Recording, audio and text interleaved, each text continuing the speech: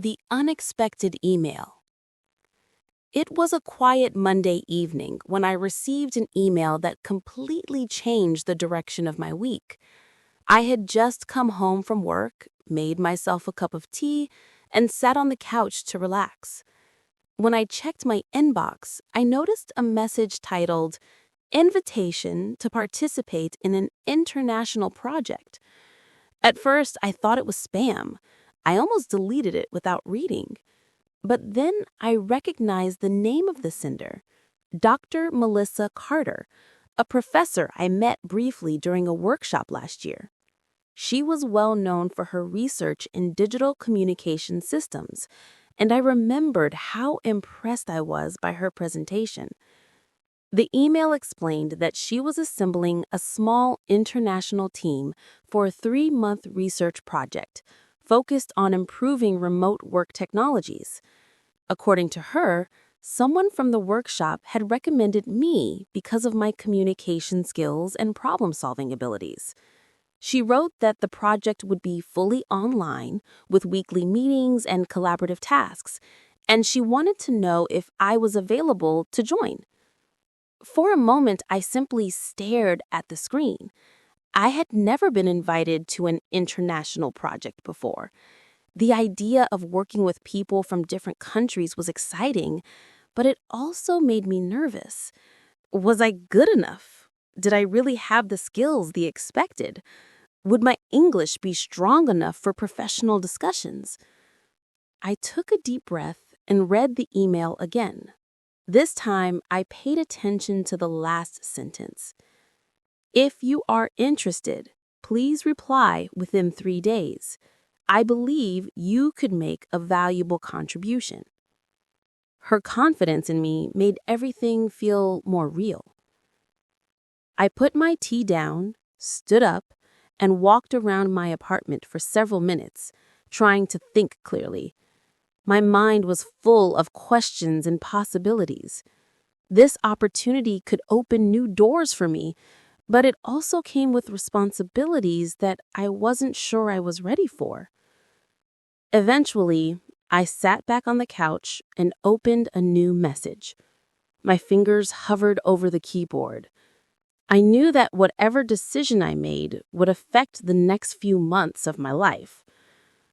After a long pause, I typed the first sentence.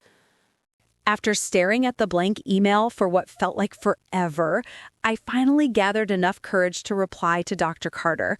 I wrote a polite message thanking her for the opportunity and confirming that I was interested. My hand was literally shaking a bit when I clicked send, but at the same time, I felt relieved. The decision was made. The next morning, I woke up earlier than usual. I checked my phone immediately, and there it was, her response.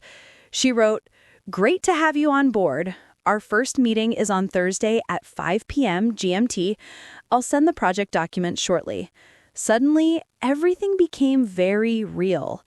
I had only 3 days to prepare before meeting the rest of the team.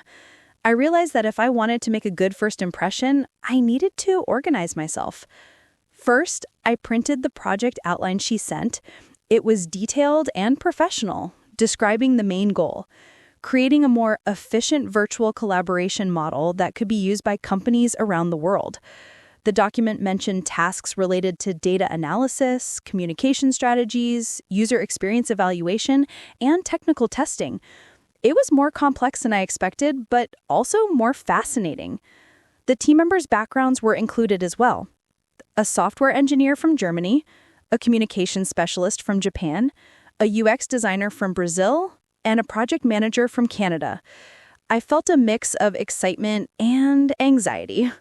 These people probably had years of experience, and I didn't want to be the weakest link in the group.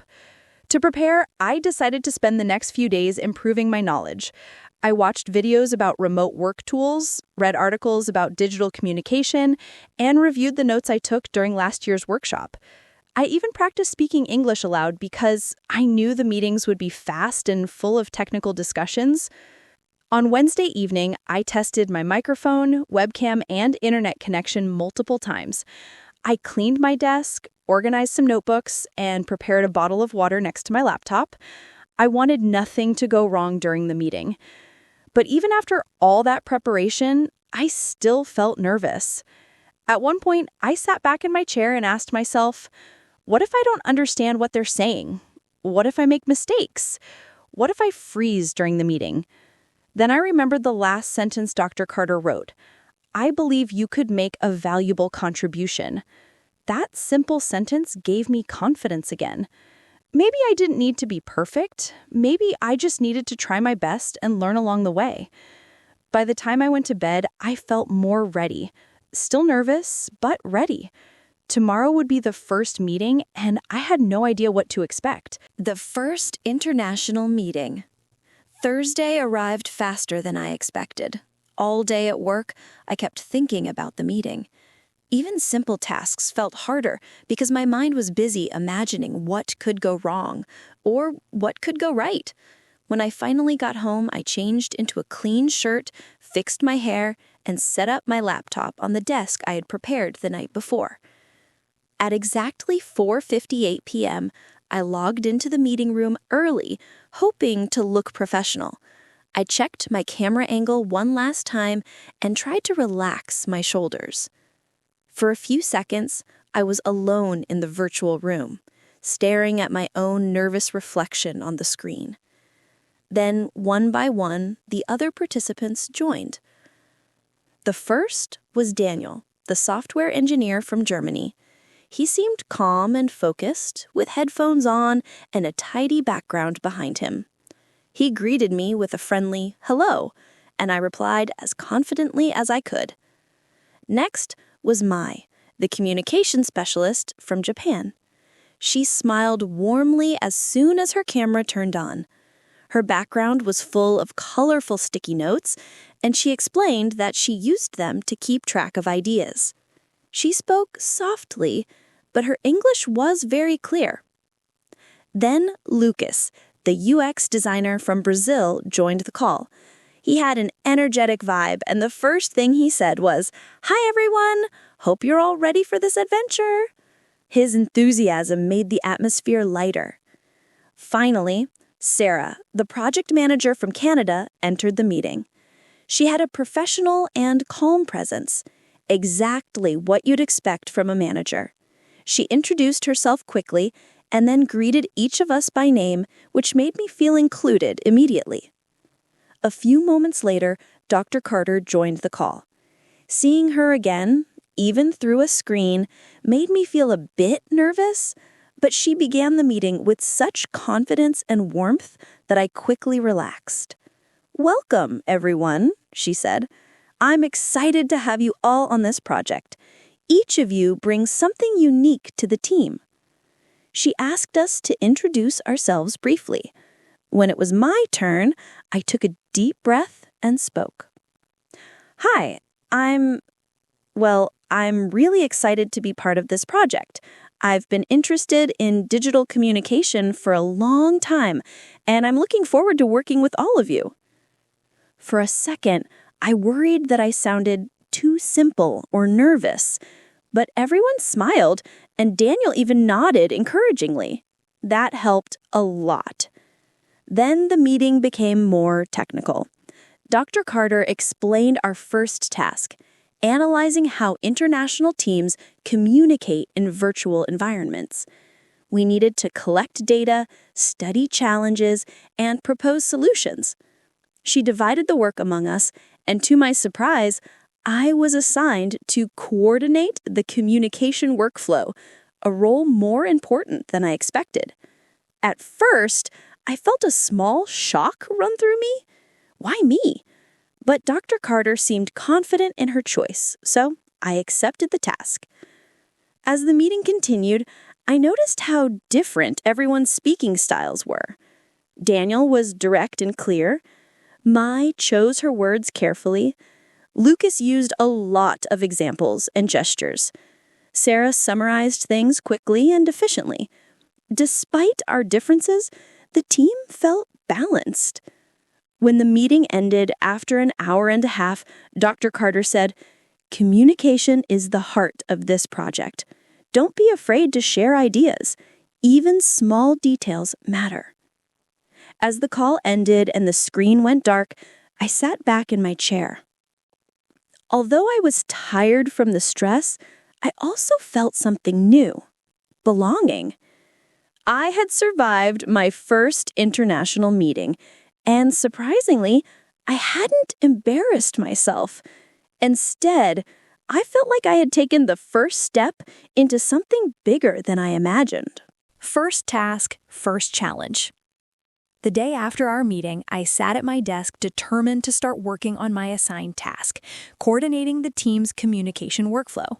It sounded simple when Dr. Carter explained it, but once I started planning, I realized it was far more complex. Every team member lived in a different time zone: Germany, Japan, Brazil, Canada, and me. Finding a time for meetings that suited everyone was already a challenge, and managing our communication style would be even harder. I opened a new document and wrote down my first ideas. I wanted to create a clear system so no one got lost or confused during the project. After a few hours, I drafted a plan: weekly progress summaries, a shared folder for documents, a communication channel for quick questions, clear deadlines for each task. It looked good, at least on paper, but before I sent it to the team, I needed feedback. So I messaged Daniel first, because he seemed like someone who appreciated structure. He replied within minutes. "Looks organized. I think it can work if everyone sticks to it. I would add one thing: a short meeting every Monday just to sync up." His suggestion made sense, so I updated the plan. Then I sent it to Mai. She took longer to respond, but when she did, her message was thoughtful. "It's a good start. Maybe we should also create a cultural notes section. Since we come from different countries, misunderstandings may happen. It might help us avoid confusion."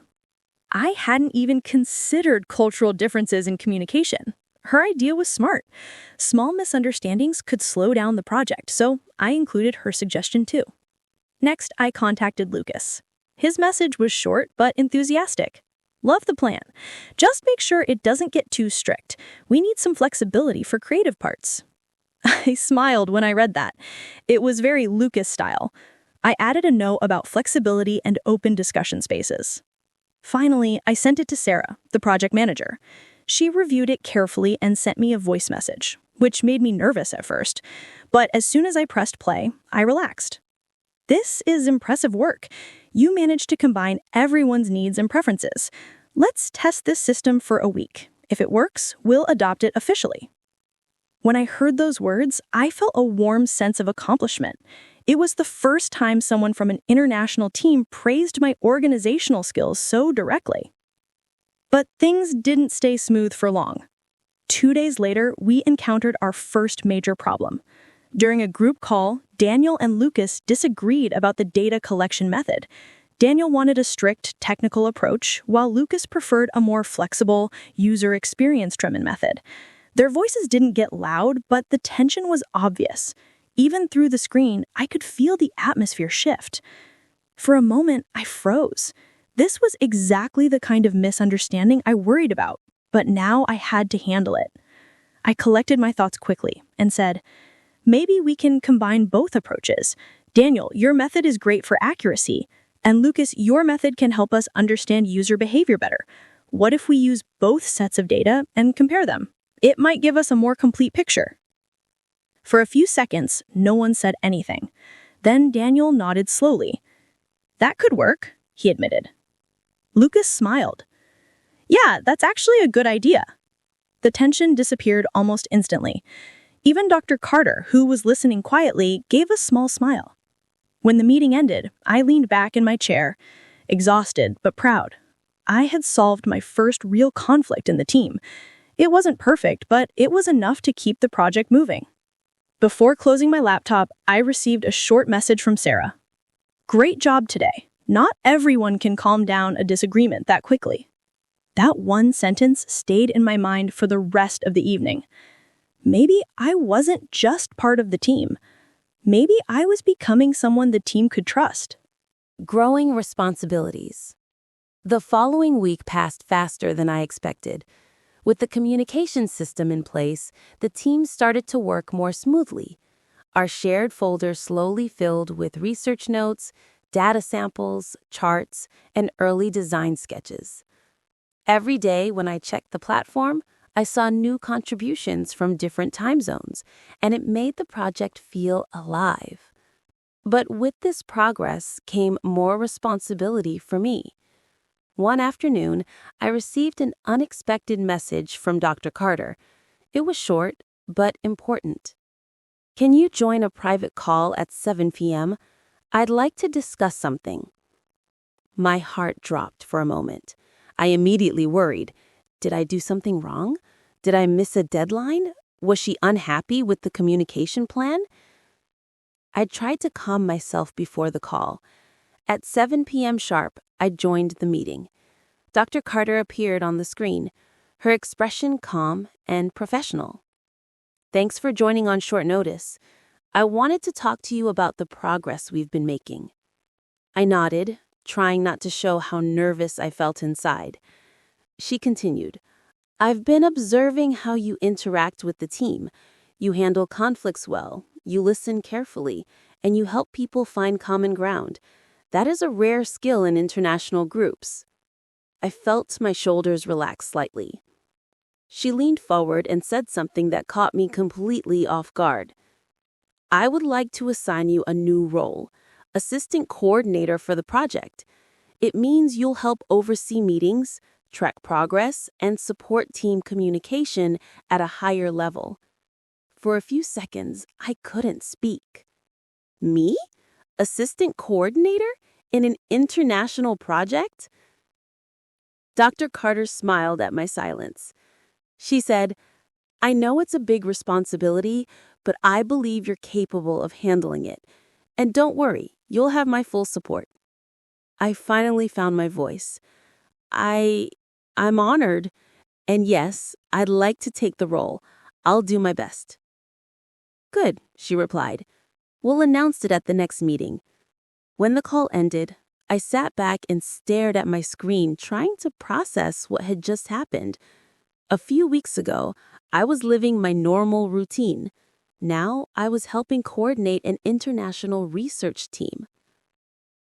The next meeting arrived, and Dr. Carter announced my new role to everyone. To my surprise, the team reacted positively. Lucas said, "Great choice. You already help keep us on track anyway." Mai added with a warm smile, "I'm happy for you. You deserve it." Daniel simply nodded, but his expression showed respect. Sarah gave an approving thumbs up. Hearing their support felt incredibly motivating. However, once the excitement faded, reality hit me. The responsibilities were real.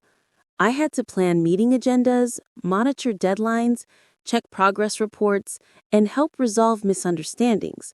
The workload increased, and my days became longer. But something else happened too. I started to feel more confident speaking during meetings. I didn't hesitate before sharing my ideas anymore. I asked questions when I needed clarification. I helped guide discussions when conversations became unclear or scattered. And each time I contributed, I noticed the team listening a little more closely. One evening, after a particularly productive meeting, I closed my laptop and realized something. I wasn't just participating in the project anymore. I was becoming a leader within it. It felt surprising and empowering. Of course, I knew that harder challenges would come, but for the first time, I felt ready to face them. The next morning, Ethan arrived at the cafe earlier than usual. He wanted to review the notebook again before his shift started. As he placed it on the table, he noticed something unusual. A small folded paper sticking out from between the pages. He was sure it hadn't been there the day before. He opened it carefully. The paper wasn't old. It looked new, with clean edges and fresh ink. The message was short, written in sharp handwriting. "Stop digging. Some stories should remain buried." Ethan froze. His first thought was that someone was playing a joke on him, but the tone of the message felt too serious. And more importantly, no one else had touched the notebook since he found it. At least, that's what he believed.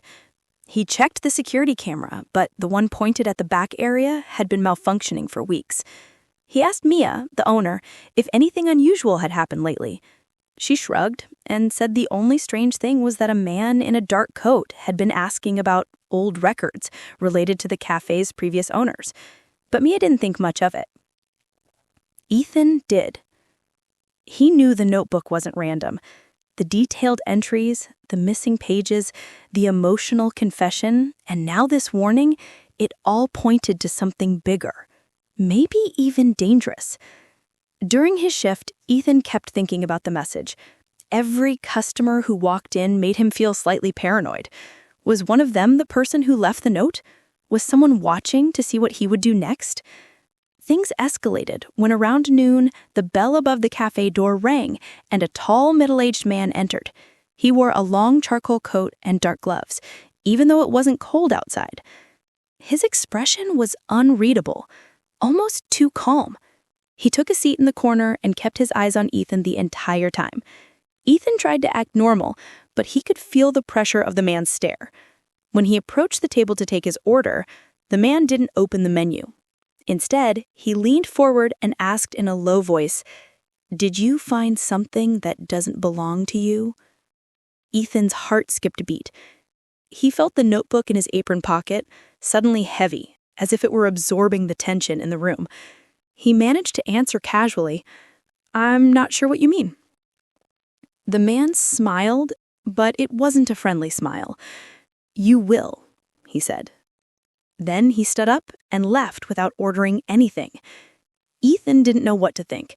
Was this the person who wrote the warning? Was the notebook part of something illegal? Or was he simply overreacting? But one thing was clear. Ignoring the notebook was no longer an option. That night, Ethan made a decision.